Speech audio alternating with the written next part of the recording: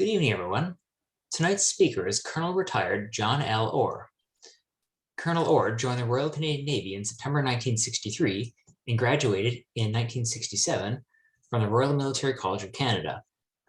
Selected for aircrew duties, he completed 5 operational tours on the Sea King helicopter. Colonel Orr attended the Canadian Forces Command and Staff College and has held a variety of command and staff appointments in Canada, NATO, and the Middle East. He retired from the Canadian Armed Forces in September 2000, and since then has volunteered as a researcher at the Shearwater Aviation Museum, where he has concentrated his efforts on documenting the history of the Canadian Sea King helicopter, the saga of the air station at Shearwater from its establishment as United States Naval Air Station Halifax in 1918 until today, and most recently, the Trans-Canada Flight of 1920. Please join me in welcoming John Orr. Thanks very much, Kyle, and it's a pleasure to be here with you this evening. Now, tonight, I'm going to take a look at 55 years of the Canadian Sea King in order to understand the significance of its service to Canada and Canadians. To state the blindingly obvious, 55 years is quite a long time, especially in aviation terms. And yet, from 1963 until 2018, the Sea King was Canada's frontline maritime helicopter and saw yeoman service in the Royal Canadian Navy, the Canadian Armed Forces, and the Royal Canadian Air Force.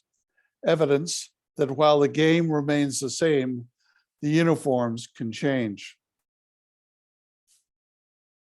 The history of the Sea King roughly breaks down along the lines shown here. Procurement and fleet introduction, the Cold War from 1970 to 1989, and then a series of deployed operations that really had an impact on the whole Sea King saga.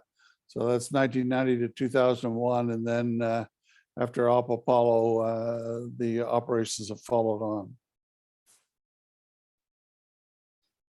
To talk about each of these periods would clearly take more time than I'm allotted, so I'll concentrate on these 3 periods: procurement and fleet introduction, op friction, which was the first Gulf War, op deliverance, which is an operation that not many people know about and concerns the Sea Kings in Somalia, and finally I'll cover 2010, which was quite a remarkable year in the life of the Sea King. The first Canadian Sea King was accepted on the 24th of May, 1963 at the Sikorsky plant in Stratford, Connecticut by Lieutenant Commander Shell Roll, who's the highest on the step there, and Lieutenant Commander Ted Fallon, commanding officer of the Navy's Operational Helicopter Squadron, HS-50. Shell Roll was the CO of the Experimental Squadron, VX-10. No teenagers looked any happier to get the keys of Daddy's car than these 2 gents.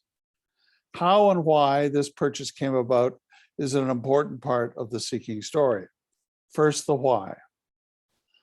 With the arrival of the nuclear-powered submarine, the balance between NATO's anti-submarine forces and the Soviet submarine fleet changed dramatically.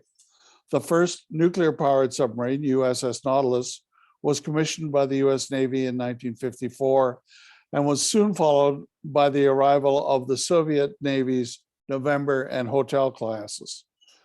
With this revolution in naval affairs, the balance of ASW swung dramatically in the favor of the submarine, some would say forever. For the Canadian Navy, this presented a dilemma. Their new class of destroyer escorts, the Saint Laurent class shown on the left, were introduced in 1955 and were almost immediately rendered obsolescent, if not obsolete, because they could not counter the fast, deep-diving, nuclear-powered submarine. For a relatively small Navy, the RCN of this period was a hotbed of revolutionary ideas. This was the era that led to the development of the variable depth sonar and the modern ASW hydrofoil HMCS Bredor. The challenge for destroyer escorts such as the Saint Laurents was how to extend the ship's detection and attack range to be able to handle the nuclear-powered submarine. It was decided that one concept that merited further evaluation was the marriage of an ASW helicopter with an escort-sized warship, a concept that was later termed the DDH concept, which would vault Canada and the Canadian Navy to the forefront of maritime helicopter operations. And so the decision was made to modify the Saint-Laurent to accommodate an as yet undetermined helicopter to enhance the ship's anti-submarine capabilities. The improved version of the Saint-Laurent class is shown on the right. You can see that the after gun mount has been removed, the funnel uptake has been split, and a hangar and flight deck installed. This left the matter of the selection of a helicopter up in the air. Without going into the details, the competition eventually ended up between the Cayman Sea Sprite on the left and the Sikorsky Sea King on the right. Both helicopters were undergoing their US Navy acceptance at approximately the same time. The Sea Sprite was a new single-engine utility helicopter, and the Sea King was a new purpose-built twin-engine anti-submarine helicopter.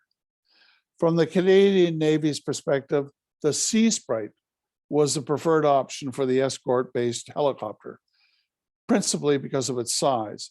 And the Navy persuaded the Treasury Board that this helicopter, suitably modified to carry a tethered sonar, was the answer. And I don't know if you can make it out, but over here on the left, there's the sonar cable for the Sea Sprite. The Sea Sprite encountered technical difficulties during its US Navy preliminary evaluation, and negotiations for a firm fixed price between Cayman and the Canadian Department of Defense Production revealed that the cost had increased substantially.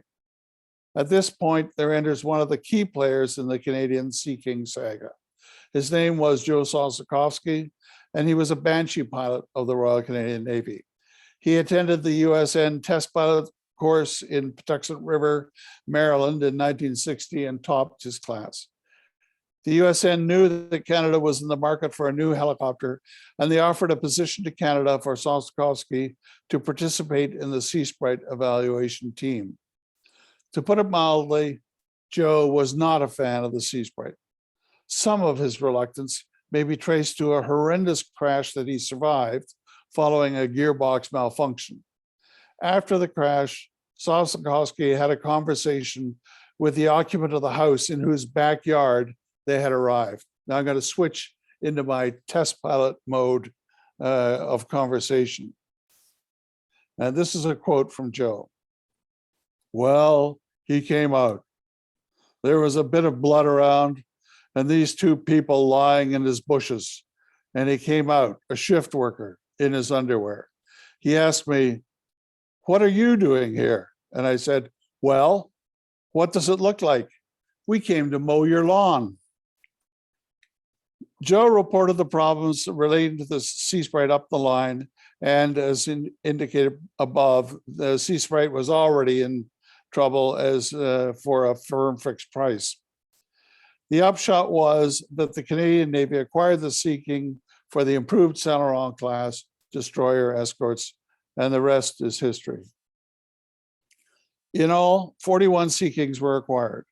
The first 4 were manufactured in the United States, while the remaining 37 were assembled at the United Aircraft of Canada Limited Plant in Montreal. It's interesting to note that it was anticipated that the Sea Kings would have to be replaced beginning in 1975. The first Canadian Sea King, 4005, was flown on the 27th of August, 1964, and the final aircraft, 4041, was delivered to Shearwater, Nova Scotia on the 3rd of May, 1969.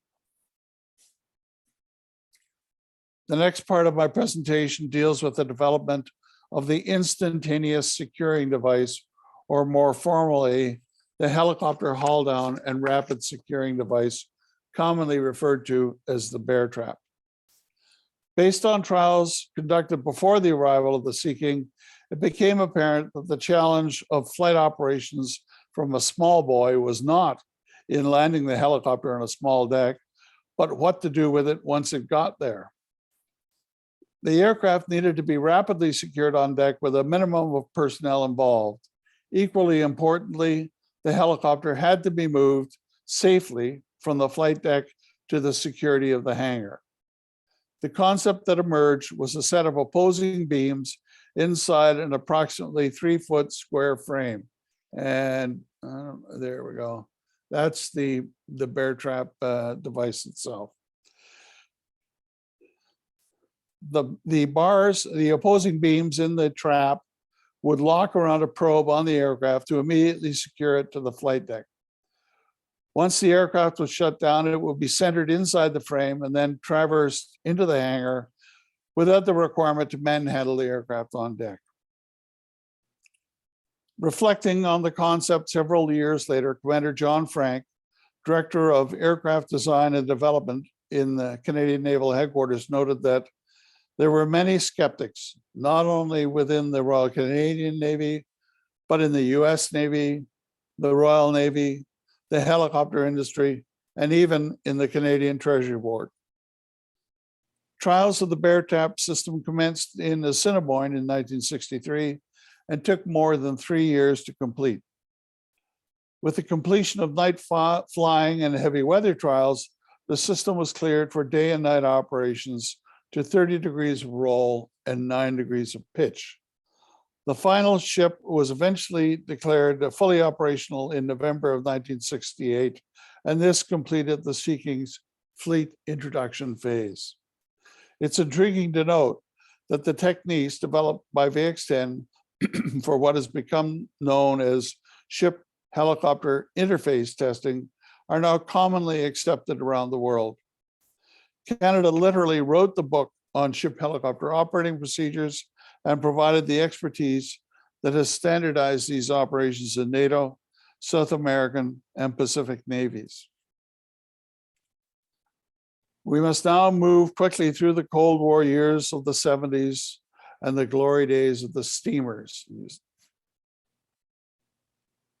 on into the 80s and the sisters of the space age, even past the transfer of 443 Squadron from Shearwater to Pat Bay, British Columbia in July 1989, all the way to the 1st of August 1990. The Sea Kings at Shearwater were busy preparing for a fall NATO exercise, but on the 2nd of August, when Saddam invaded Kuwait, the Sea King saga took a dramatic turn. In fact, the preparation of the Sea Kings for op friction, Canada's response to the first Gulf War, and the helicopter's subsequent deployment and operations in the Gulf were, without question, the Canadian Sea King community's finest hour, and set in train a series of events that would dramatically change the role of the Sea King from a dedicated anti-submarine helicopter to a multi-role maritime helicopter. The timeline for the deployment of op friction is shown here.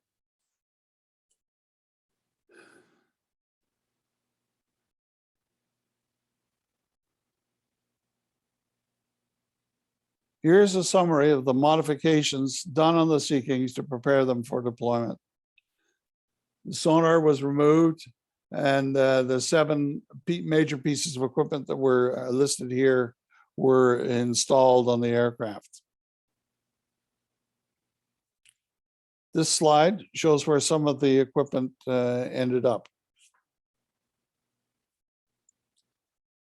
Here are the accomplishments for the 5 embarked aircraft deployed during op friction.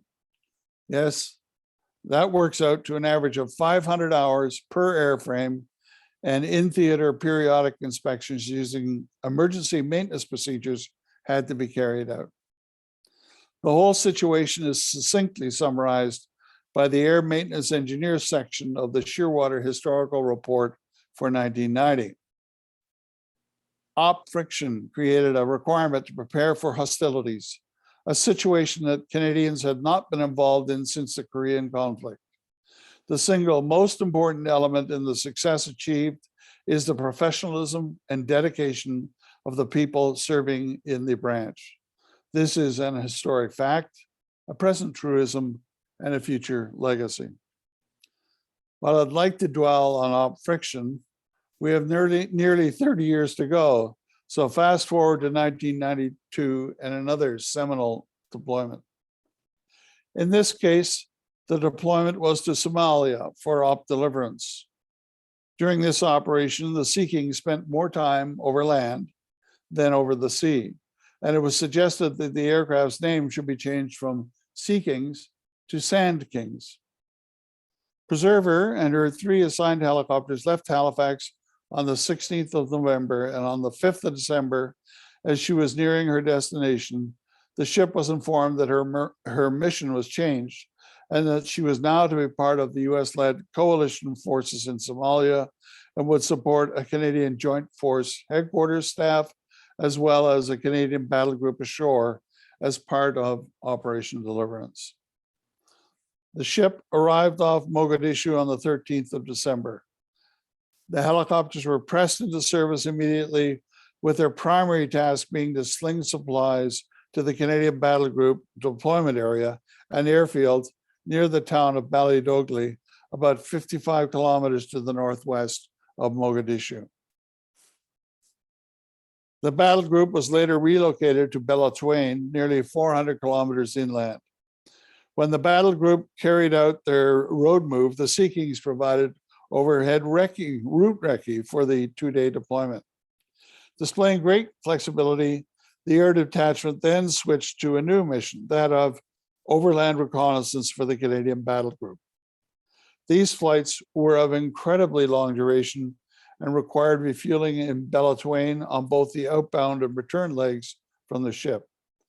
The forward-looking infrared camera, with its video replay capability, was key to this task.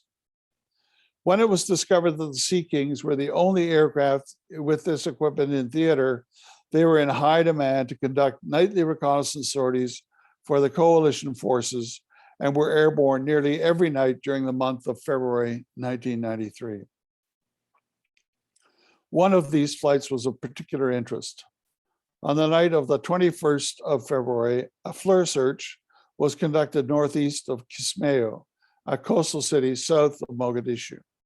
A review of FLIR tapes from an earlier mission had revealed what appeared to be 300 troops on a road approximately 14 miles from the city. After carrying out an initial recce over Kismayo at 300 to 400 feet, the crew commander related the scene depicted in this dramatic painting by Charles Vinn. We proceeded out over the harbor to discuss the situation and what to report. To get an accurate picture of the battle, we decided on one more pass in the opposite direction. Unfortunately, the harbor was well lit and the moon was to our backs. So the troops, alerted to our presence after the first pass, were ready and had a better target. While evading the small arms fire, the TACO stuck his head up front in time to see 50 caliber tracer cross 100 yards ahead of the aircraft. He decided not to look out anymore. In addition to the reconnaissance efforts, the Sea Kings also carried out medical evacuation, and the crews completed so many of these that the senior US Navy medical officer affectionately called them the body snatchers. All in all, this deployment was highly successful for both Persevered and her air detachment. The Sea Kings, the maintainers, and the aircrew had demonstrated yet again their inherent flexibility. We'll now move on to the year 2010. This was a truly exceptional year, even by Sea King standards. Virtually every mission, foreign and domestic, was conducted, and significant progress was made in preparing for the acceptance of the Cyclone, Canada's new maritime helicopter. The year at sea began with Fredericton conducting patrols in the internationally recognized transit corridor for counter-piracy operations in the Horn of Africa. Following this, Fredericton carried out a port visit to Dubai in mid-February. While there, an aircraft exchange was carried out by Royal Canadian Air Force C-17. Fredericton's new Sea King performed well, and after conducting operations in the Gulf and the Strait of Hormuz, she headed home on the 8th of April to arrive in Halifax on the 4th of May. Back in the Western Hemisphere, on the 12th of January, a devastating earthquake struck Haiti. Athabaskan and her helicopter deployed from Halifax 36 hours later on the 14th of January in order to provide disaster relief as part of Op Hestia. In this operation, Athabaskan's Sea King once again demonstrated its inherent flexibility. Initial flights were spent in conducting an area recce, and then the heavy lifting began. The Canadian Disaster Assistance Response Team and its equipment were moved from Port-au-Prince to Jacmel, and the Royal 22nd Regiment from Jacmel to Léogâne. Next, it was slinging fresh water in 750-liter containers called rhinos from the ship to depots ashore. In all, Athabaskan's helicopter moved 597 personnel and nearly 10 tons of equipment and supplies to assist the people of Haiti. At the same time as the Sea Kings were involved in operations in the Arabian Gulf and Caribbean, they were also involved in Op Podium in support of the RCMP-led Integrated Security Unit during the 2010 Vancouver Olympics and the Paralympic Games. The Sea King proved to be the most versatile of the assigned aircraft and carried out the widest variety of tasks. Daily missions were divided between the Maritime Component Commander, who required daily surveillance of the approaches to Vancouver through dawn and dusk patrols, and the Air Component Commander, who would task the Sea Kings for personnel transfers, logistics runs, and RCMP support. Happily, the games went smoothly and the Sea Kings returned home without incident. We next return to the East Coast, where HMCS Montreal carried out ship helicopter operating limits trials for the Cyclone helicopter, using the same techniques and procedures developed by VX-10 nearly 50 years before. The next major activity took place in Ontario, where from the 16th to the 30th of June, the Sea Kings participated in Op Cadence, the Canadian Armed Forces support to the RCMP-led Integrated Security Unit for the G8 and G20 summit meetings. For this op, the Sea Kings were formed as a rotary wing air intercept detachment under NORAD control to respond to low, slow aircraft operating in the restricted zones surrounding the summit sites. I had always maintained that the Sea King could perform every mission except combat air patrol. I was clearly mistaken. While the Sea Kings were standing guard over the summits, HMC ships Calgary and Algonquin departed Halifax on the 14th of June for the Rim of Pacific exercise series in 2010. Calgary returned home on the 30th of July, while Algonquin continued on a south ploy to South America, in which she was joined by Vancouver. Both ships returned home on the 18th of October. The Navy celebrated its centennial year in 2010, with the high point being international fleet reviews on both coasts. Sea Kings provided aerial salutes to both events. The West Coast Fleet Review was held on the 20th of June in the presence of the Governor General. Now, I should point out that the aerial display team you see here is, in fact, the Snowbirds and not the Canadian Sea King Air Display Team. The East Coast held their fleet review on the 29th of June in Halifax in the presence of Her Majesty Queen Elizabeth II. Next, Toronto sailed from Halifax for Op Carib, counter-drug operations in the Caribbean basin from the 7th to the 20th of October. On the 21st of September, Hurricane Igor struck Newfoundland, and 3 Sea Kings were promptly deployed to Gander to provide humanitarian assistance to outlying communities cut off by the hurricane and to carry out damage assessment. All of this activity in 2010 took place, of course, against the backdrop of ongoing requirements for aircrew and maintenance training, search and rescue standby, coastal patrols, and of course, heavy maintenance. Looking back at 2010, it's hard not to share the assessment of the 423 Squadron Air Maintenance Officer, who stated that experiencing firsthand the year 2010, one may be predisposed to believe it to be an atypical year. But there were few atypical years in the Canadian Sea King saga. And so life continued for the remaining years of the Canadian Sea King service. Nothing quite like the pace of 2010, but the added complication was that preparations were underway for the introduction of the Sikorsky Cyclone, Canada's new maritime helicopter. There has been no operational pause to allow for a gradual transition from the Sea King to the Cyclone, and I'm certain that you are all aware of the challenges that this presents. Finally, on Saturday, the 1st of December, 2018, the Royal Canadian Air Force's venerable Sea King helicopters made their last fly past over their hangar at Patricia Bay, British Columbia. As the pipes and drums struck up Old Lang Syne, there was nary a dry eye in the audience, which was made up of those who had supported, maintained, and flown the Sea King for 55 years. A fitting tribute to an aircraft that has served Canada and Canadians well. I should note that this photo was taken a couple of days before the last fly past in 2018. And the second aircraft in this pair, 12417, had just returned from fighting forest fires in the interior of British Columbia.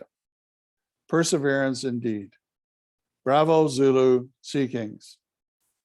Now, I have a little bonbon here for you. It's a video that was made for the 50th anniversary of the Canadian Sea King. And so I'll just go straight into that right now. The first 20 seconds are, there's no video, but you'll hear the sound. Flying stations, weather decks about the hangar, out of bounds, off CAHS.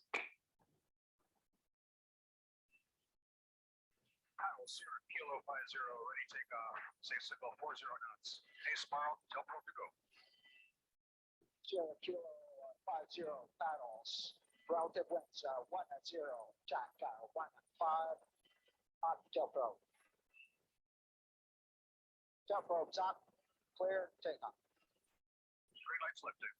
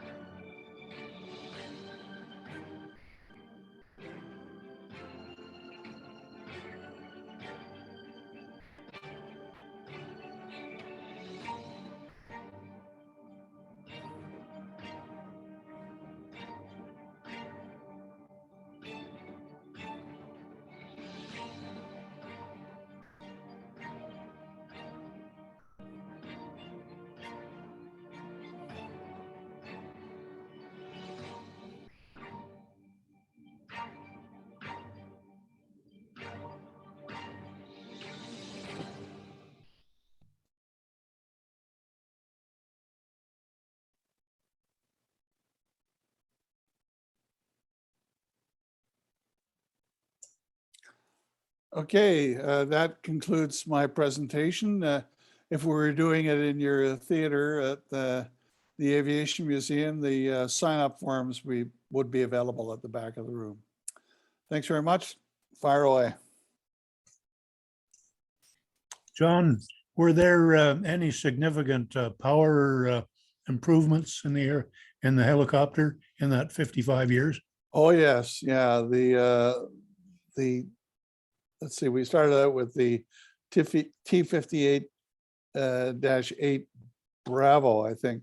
And that was replaced, which necessitated, of course, an improvement in the gearbox and so on and so forth. So yes, there were very significant improvements made to the aircraft, flight safety wise. We finally got into a depot level inspection and repair program, which had not been available in the first couple of decades of the Sea King. And that made a huge improvement. They redid the center section repair. And Jerry Conrad, are you on the line? Yes, John, I'm here Well, and you know, standing by. you know what I'm going to talk about next. Of course I do. Jerry can tell you about, we had an unfortunate crash at during the Waterbird training, and that aircraft was rebuilt basically from the manufacturer's plate on up. And as the age of the helicopter went on, somewhere near the end, the Navy was talking about the increased maintenance hours that they were having to face for each flying hour. Do you have any sense of what those were? I don't remember the exact numbers off the top of my head, but I can tell you that it's a helicopter and it takes a hell of a lot of maintenance to keep it operational. And we were blessed with having absolutely first-rate technicians who managed to squeeze every ounce of availability out of the airframe when we were deployed. It really was remarkable. Those numbers for op friction are just staggering. I mean, 500 hours for each of the 5 airframes that deployed. That is just an absolutely unbelievable achievement, and it reflects a whole bunch of things. I mean, things that were done on the fly, like in theater periodic maintenance. That hadn't been done before. It had to be developed in order to handle the situation that was presented, because the Sea Kings were running out of hours because they had spent so much time in the build-up phase to op friction, keeping track of where everyone was and also doing all the important logistic supports flights. Thank you.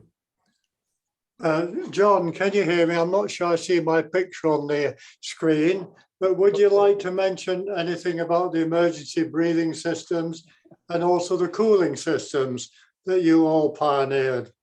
That's Dr. Chris Brooks. He was a flight surgeon at Shearwater, among many other accomplishments. And Chris was instrumental in developing the emergency breathing system for the aircrew. That's a pony tank of compressed air that people can use, so that when the aircraft crashes, flips over, and you're waiting for the bubbles to clear, which is the approved technique, you don't run out of air. So that was one of Chris's contributions. He was involved with Safety Systems International in Dartmouth, which developed the a crash simulator for helicopters, which was used by the military, obviously, but also extensively used by the offshore petroleum industry. And finally, the last thing he mentioned was, of course, in the Gulf, the temperatures get rather high, And the Sea King is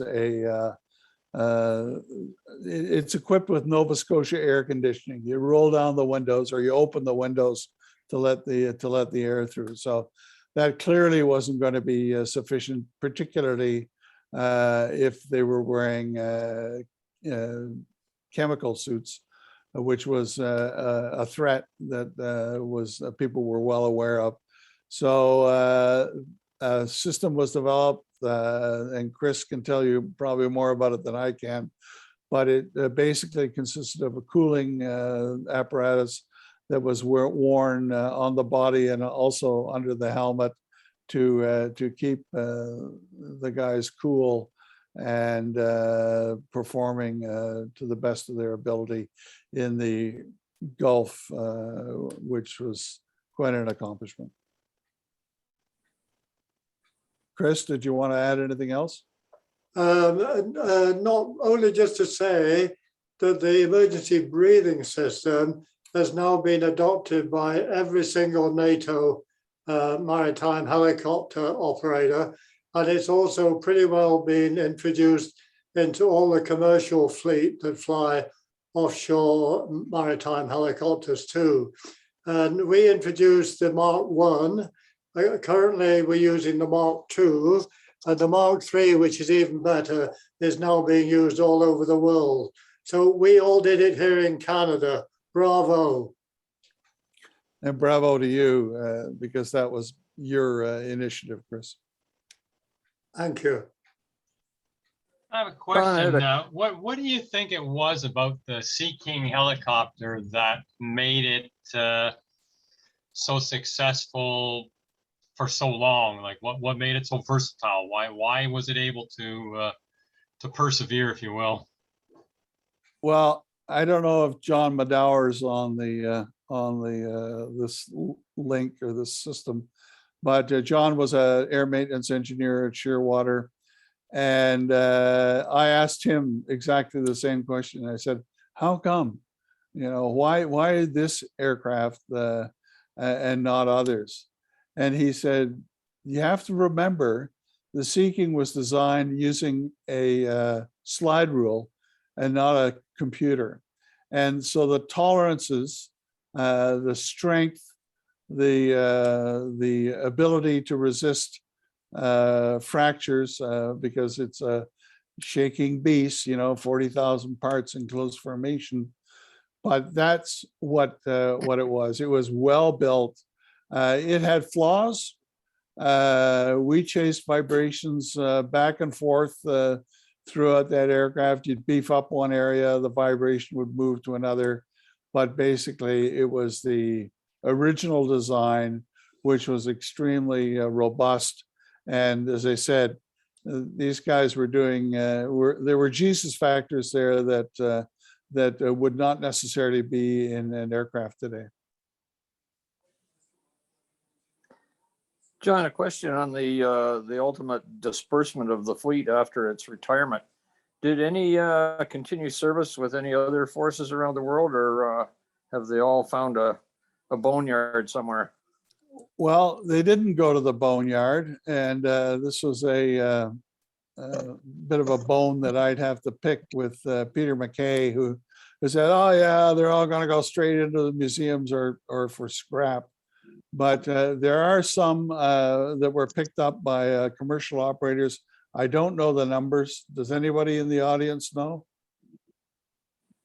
I recall that it seems like there were about a dozen of them that were going to find their way into continued flying, and a fair number that are finding their way to various museums. There you go. So yeah, that's about the number that I've heard. And guess what? Those helicopters with their large cabins and lift capability are in demand these days. Last summer during the fire season, and of course right now with all the flooding that's going on. I've got another question for John. Who has the most flying hours on the Sea King? Back in Shearwater, I think Stu Russell was doing pretty well. has anyone beaten his, I think George Smith also had quite a lot of hours. Any offers over that? That's a very difficult question to, it's certainly not me, I can tell you that for sure. And I think Larry McQuaw may be right up there too. It's- I don't know. John, At the again, risk of, Brian- Yeah, I think again, Don Brian LeBlanc- Aiken. It's Don LeBlanc. There Thank you, go. Brian. Yes. Yeah. That's it. Don LeBlanc what has the becomes unique debatable characteristic of is- having served all the way up to the rank of lieutenant colonel, then back down again to come in through the reserves and then back up again. And I think he has something over 6,000, but don't quote me. I know it is, for most of the people who were talking about this out here recently as retirement approached, there didn't seem to be any dispute that he was the high time flyer. No, he is. You're right. I remember that. It came up at the retirement ceremony. And what becomes gray is, for example, the H3 hours that John acquired flying in the United States Navy exchange program. What sort of weather limitations would you have in rain and snow and ice? Well, snow and ice were out, although that doesn't mean that we didn't experience them, but you didn't plan to fly in forecast icing conditions. Rain, that was pretty common occurrence, and you know, the Sea King wasn't exactly weather tight. So we used to carry a few, the crew would give us some rags before we went flying, and we'd mop up inside the aircraft as we went along.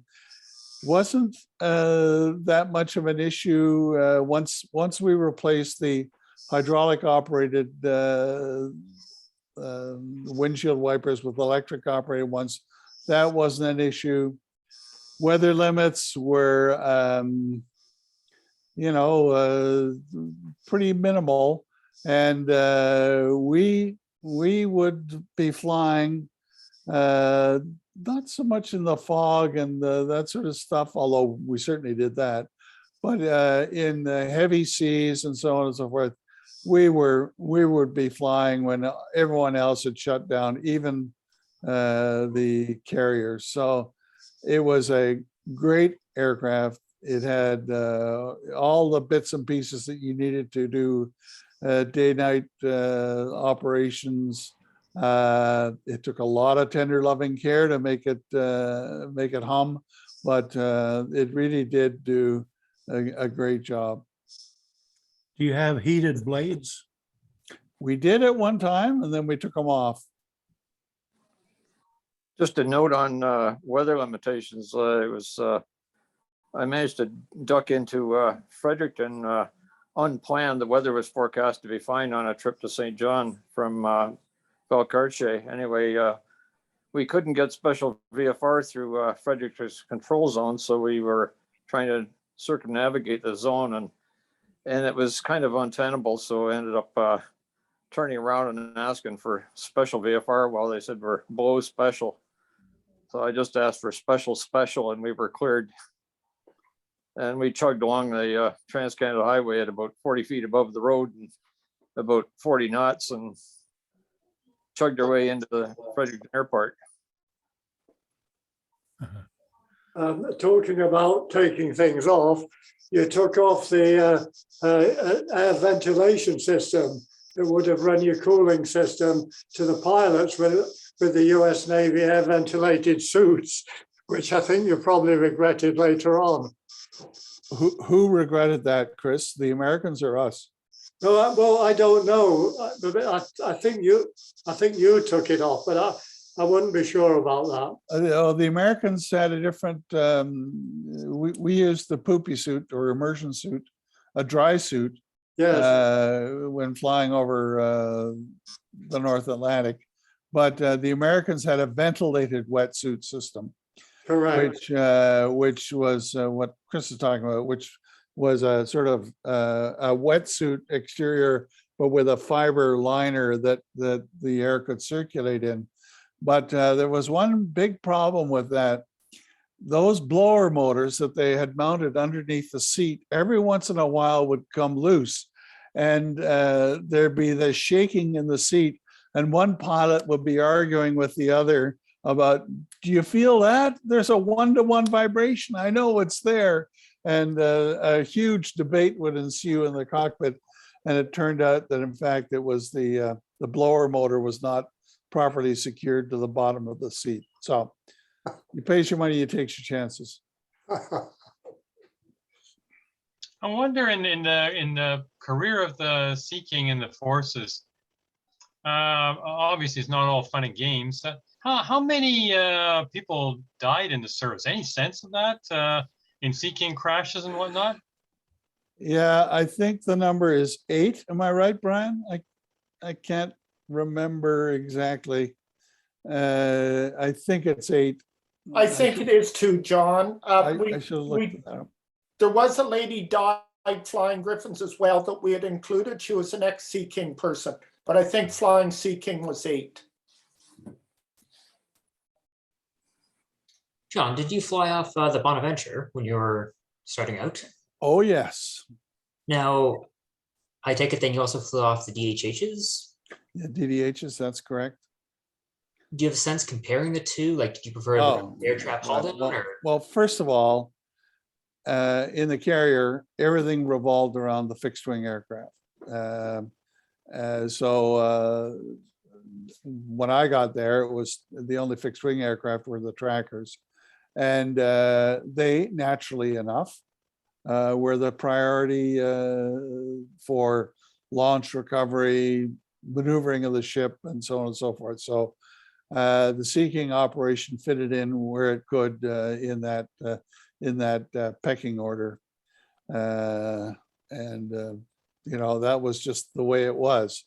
In the DDHs, we ran our own show, and we were quite happy about it. Those of us that have been in the carrier. Of all the countries that used the Sea King, how many flew it after us? After we stopped? That's a really good question. And I don't really know the answer. I think everyone else packed it up, maybe because they didn't have a prime minister who said he was going to say zero helicopter. I know the RAF retired theirs not too long ago for their mountain rescue. Yeah, but that's right. They were rescue helicopters. They weren't operational anti-submarine helicopters. There's a theme that if I can contribute, John, and but the engine airframes of this venerable old beast will probably still be flying as long as the DC-3 did.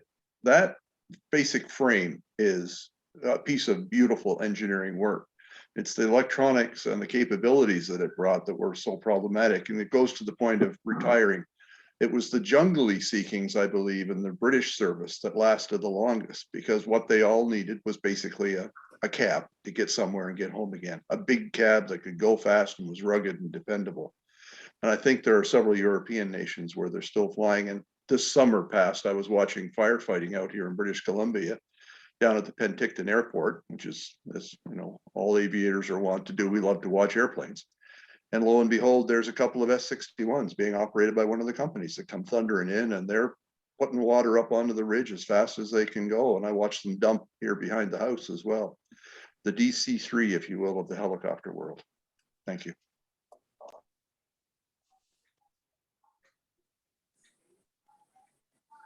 Another comment I might like to add, again, to the robustness of the aircraft was, you know, the environment that it existed in, okay? It didn't need to necessarily be just getting sprayed in seawater from its own rotor wash while it was doing sonar searches for submarines. You know, it existed in the sea air of both coasts for decades. And along with, you know, John's comment about 43,000 parts flying in close formation, even when it wasn't flying, you would go back into the hangar when you were, in the down cycle of the, deck cycle with a couple of ships. And it would be tucked away for its 12 hours off, so to speak. And it would be strapped down in that hangar in an ingenious manner, okay? But those Greyhounds of the North Atlantic were rocking and rolling, and just the constant moving, okay, of those warships and, those airframes literally never getting a break from motion and movement, contributing to incredible wear and tear. And again, the maintenance system that was, put in place to keep those things flying was incredible. What, if I can just add, one of the interesting things was that when we went from the steamers, the old Saint Laurent class, to the 280s, which were much newer and had gas turbine engines, all of a sudden the naval engineers understood why corrosion control was such a big issue for the Sea King, particularly the engines. And because they had to do water washes on their engines, just like we had to do water washes on ours. And the switch went on. But Mike's right. The working of those helicopters in the hangar during a storm was quite amazing. And of course, the question was, what if the storm gets too big and the waves are too high? What are you going to do then? Well, nothing. You're just going to check and recheck the lashings to make sure that the thing isn't going to move inside the hangar.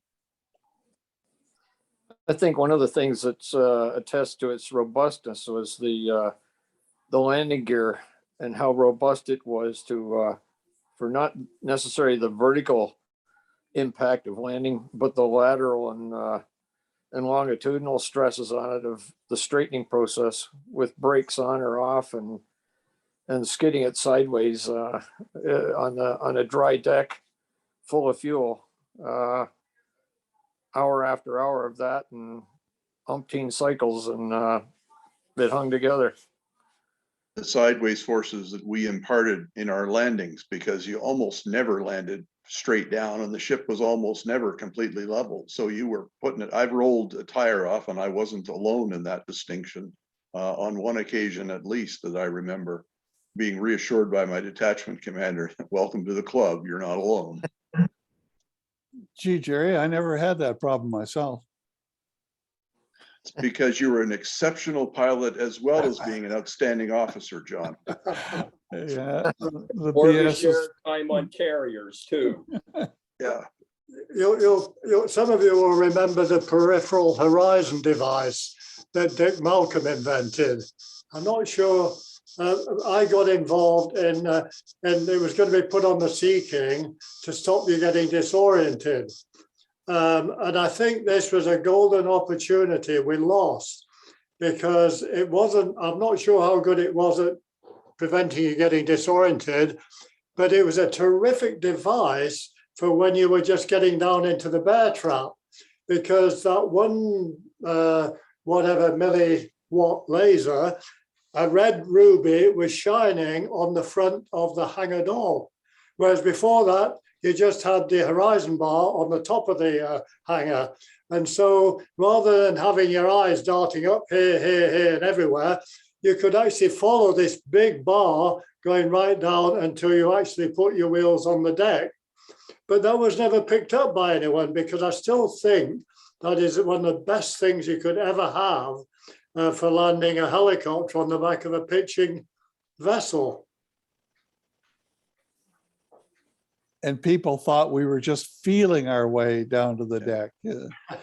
Thank you, Chris. In fact, in that video that I showed, one of the opening scenes there with VX-10, they had a fold down screen in front of one of the pilots, and I think that was the horizon bar apparatus. Yeah, and in fact, what we did, Dick Malcolm invented an eye camera that showed exactly where your eyes were looking. And so we watched each pilot's eyes as they were coming down. And the extraordinary thing was they were all looking down in the corners, port and starboard corners, and then up to top corners. We never could explain that, but somehow that was why you were getting your visual clues that you were coming down relatively straight and level. That would be another lovely bit of research to continue with. The question in the chat box is how much of the negative press played on the overall Sea King program did it have any effect at all? Well, from my personal perspective, yes, it did, of course.